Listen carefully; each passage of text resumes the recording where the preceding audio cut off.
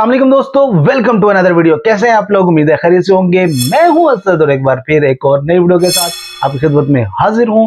आज की वीडियो जिसके ऊपर मैं रिएक्शन करने वाला हूं उसका टाइटल है हिस्ट्री ऑफ जुडाइज्म। चलिए वीडियो को स्टार्ट करते हैं। वीडियो को एंड तक जरूर देखिएगा और सबसे इंपॉर्टेंट काम, आपने चैनल को सब्सक्राइब नहीं किया हुआ, सब्सक्राइब जरूर कर दें।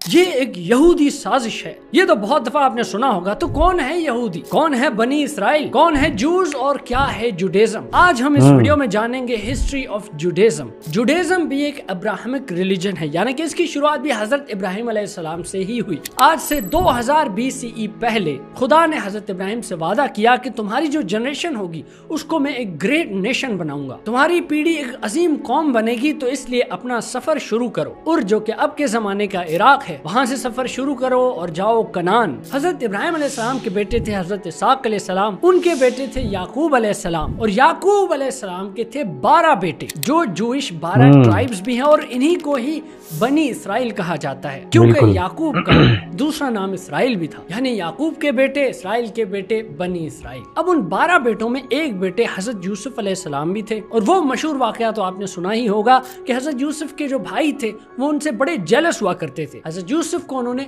कुएं में भी गिरा दिया था और एक मर्चेंट को सेल भी कर दिया था, और वो बायर हजरत यूसुफ अलैहिस्सलाम को ले गए इजिप्ट।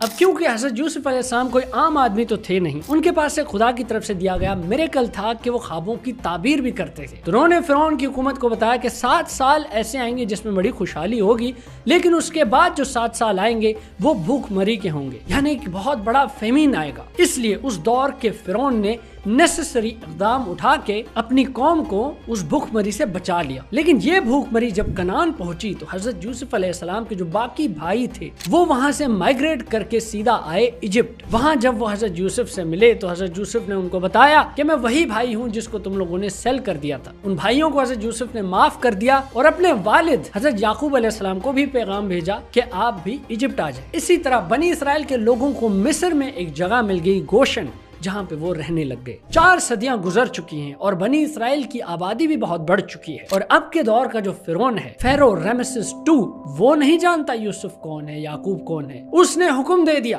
कि बनी इसराइल के जितने भी लड़के पैदा होते हैं उनको कत्ल कर दो। इनकी आबादी बहुत ज्यादा बढ़ रही है, इनको काम काज पे लगाओ, उनकी आबादी को बढ़ने से किसी तरह रोक लो। 13th century BCE यहाँ पे उभरता है एक और लीडर जिसका नाम हजरत मूसा अलैहिस्सलाम। तो खुदा हजरत मूसा को चुनते हैं और उनको ये ड्यूटी देते हैं कि वो बनी इसराइल के लोगों को आजाद करें, फिरौन की इस जुल्म भरी हुकूमत से उनको आजाद करें और उनको ले जाएं वापस कनान। तौरा और हिब्रू बाइबल के मुताबिक कनान की जमीन एक प्रॉमिस्ड लैंड है जूस को। और फिर आपने वो मशहूर वाकया सुना ही होगा कि हजरत मूसा अलैहिस्सलाम ने अपनी लाठी से दरिया के 2 टुकड़े किए, अपने लश्कर को वो ले गए, लेकिन बाद में जब फिरौन आया तो उसका लश्कर डूब गया। अब इस सारे वाक़े को एक्सोडस कहते हैं। दौरान सफर हजरत मूसा अलैहिस्सलाम माउंट सिनाई पे चढ़ जाते हैं, जिसको जबल तूर भी कहते हैं, और वहां पे उनको मिलती हैं 10 कमांडमेंट्स, और वही जूश रिलीजन के फंडामेंटल लॉज बनते हैं। मूसा के लोग 40 साल बीच में आए हुए इस रेगिस्तान पर रहते हैं। हज़रत मूसा अलैहिस्सलाम इसी दौरान इस दुनिया से चले जाते हैं, लेकिन उनके सक्सेसर जोशुआ उस पूरी कौम को आखिरकार कनान लेके आते हैं। कनान आने के बाद वो पहला जो अपना किंग बनाते हैं वो है किंग डेविड, जिसको हजरत दाऊद अलैहिस्सलाम भी कहा जाता है, और उन्होंने ही जेरूसलम को कैपिटल सिटी बनाया। हजरत दाऊद अलैहिस्सलाम के बाद जब उनके बेटे हजरत सुलेमान अलैहिस्सलाम आए तो 960 BCE में उन्होंने पहला टेम्पल बनवाया। अब जूश लोगों की इबादत की जो जगह थी वो सेंट्रलाइज्ड हो गई। लेकिन हजरत सुलेमान भी जब इस दुनिया से चले गए तो उनके जाने के बाद उस किंगडम के 2 टुकड़े हो गए, northern kingdom of Israel and southern kingdom of JUDA. अब जब सल्तनत 2 टुकड़ों में हो गई तो जाहिर है वो कमजोर हो गई, और एक कमजोर सल्तनत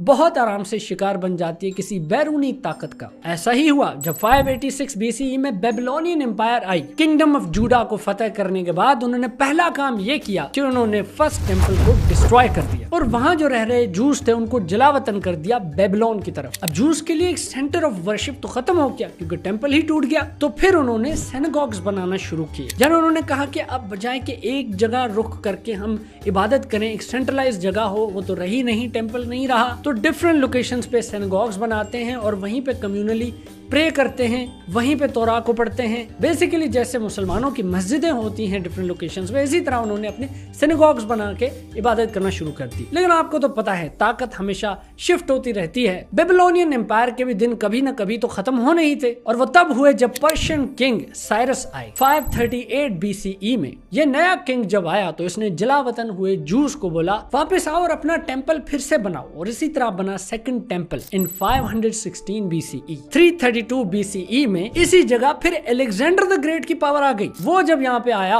तो उसने हेलेनिज्म यानी कि ग्रीक कल्चर, ग्रीक रिलीजन, उसको जबरदस्ती वहां फैलाने की कोशिश की। फिर जूस और ग्रीक्स के बीच में मसले होने लग गए। एक मैकेबियन रिवॉल्ट हुआ और इस रिवॉल्ट के नतीजे में जूस जीत गए। जेरूसलम पे उन्होंने दोबारा से कंट्रोल ले लिया। फिर आया 63 BCE। अब बारी थी रोमन एम्पायर की। रोमन जैसे हुकूमत करने लग गए तो पहले तो उन्होंने कुछ नहीं किया, लेकिन फर्स्ट जूश रोमन वॉर के बाद उन्होंने सेकंड टेम्पल भी तोड़ दिया। ये तो कुछ नहीं, रोमन्स ने जूस का जेरूसलम में रहना भी बैन कर दिया, और इस तरह सारे जूस डिस्पर्स हो गए। रोमन एम्पायर के मुख्तलिफ जगहों पे चले गए। कोई बेबीलोन चला गया, कोई यूरोप चला गया, कोई नॉर्थ अफ्रीका चला गया, कोई पर्शिया चला गया, और इस सब को बोलते हैं जूइश डायोस्पोरा। बेसिकली अब जूस मुख्तलिफ मुल्कों में जाके वहाँ की माइनॉरिटीज बन के रह गए थे। अब बार बार टेम्पल बन रहा है और टूट रहा है तो जाहिर है बस हो जाती है। जी हाँ, और टाइम आया रबायनिक जुडाइज्म का। टेम्पल के डिस्ट्रक्शंस के बाद रिलीजियस रिचुअल्स पे फोकस करने के बजाय वो स्टडी पे फोकस करने लगे, प्रेयर पे फोकस करने लगे, और जूइश लॉस को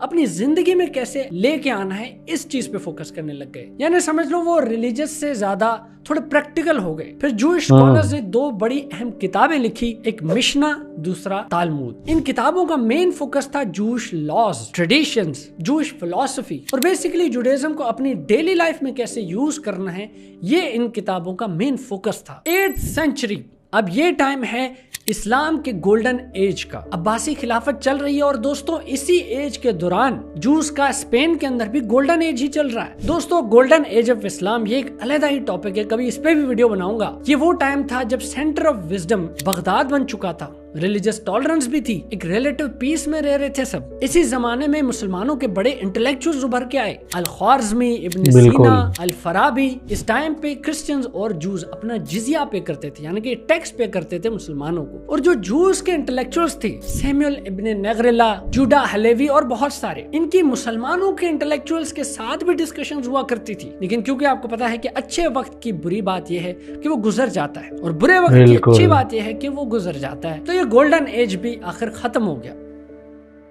अब आ जाते हैं मॉडर्न एरा पे, 18th और 19th सेंचुरी। ये टाइम है जूइश एनलाइटमेंट का। इस टाइम पे जूस यूरोप में डिफरेंट जगहों पे रह रहे हैं, और यूरोप की सोसाइटी के अंदर वो बड़े अच्छे तरीके से घुलने मिलने लग गए। उन्होंने अब सेक्युलर एजुकेशन को अपना लिया है, लेकिन अपनी रिलीजियस आइडेंटिटी को साथ में बरकरार रखते हुए। लेकिन एंटी सेमिटिज्म का जज्बा, यानी जूस से नफरत का जज्बा अभी तक जिंदा है, और बहुत जगहों पे जिंदा है। 19th सेंचुरी में एंटी सेमिटिज्म के जज्बात को कैटर करने के लिए, उनसे मुकाबला करने के लिए, उनको काउंटर करने के लिए एक ऑस्ट्रो हंगेरियन जर्नलिस्ट ने, जिसका नाम थियोडर हर्जल था, उसने एक प्रपोजल पेश किया कि क्यों न जूस की एक अलग स्टेट होनी चाहिए, एक अलग उनका मुल्क होना चाहिए, और वो मुल्क कहीं फलस्तीन में ही होना चाहिए। अब सेकेंड वर्ल्ड वॉर में जब नाजी जर्मनी ने हिटलर की हुकूमत ने 6 मिलियन जूस को मार दिया, तो फिर ज़ायनिज़्म को इंटरनेशनल सपोर्ट भी मिल गई कि हाँ भाई ये तो दुनिया भर में जलील हो रहे हैं, मर रहे हैं, तो हाँ ठीक है, इनको जूस एक स्टेट बना के दे दो। लेकिन दोस्तों इससे पहले हम थोड़ा सा पीछे जाके वर्ल्ड वॉर 1 पे जाते हैं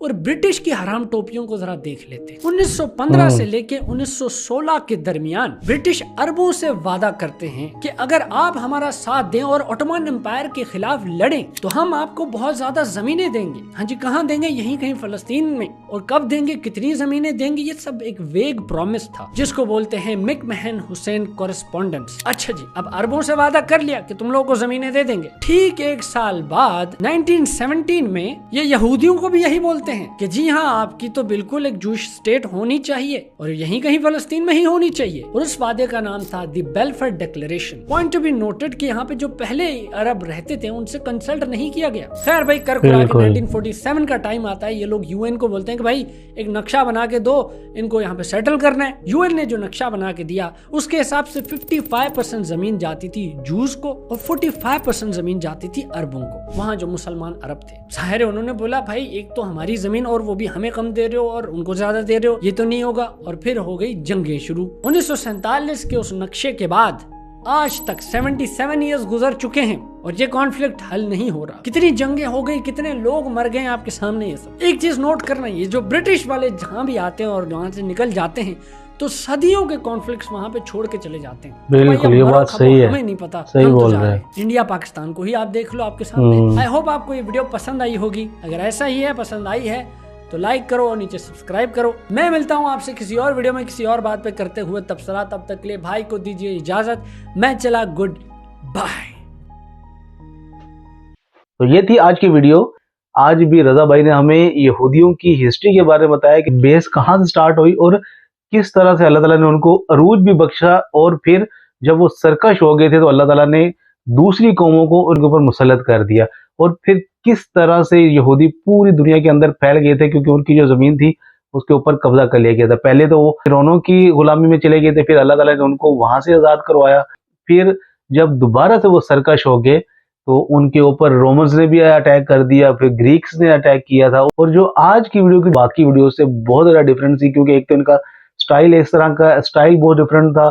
उम्मीद है आपने ये वीडियो एंजॉय की होगी। वीडियो को लाइक कीजिएगा, शेयर कीजिएगा और चैनल को सब्सक्राइब जरूर कीजिएगा। मुझे दें इजाजत, मिलते हैं एक और नई वीडियो के साथ। तब तक के लिए रखिएगा अपना बहुत सारा ख्याल। अल्लाह हाफिज।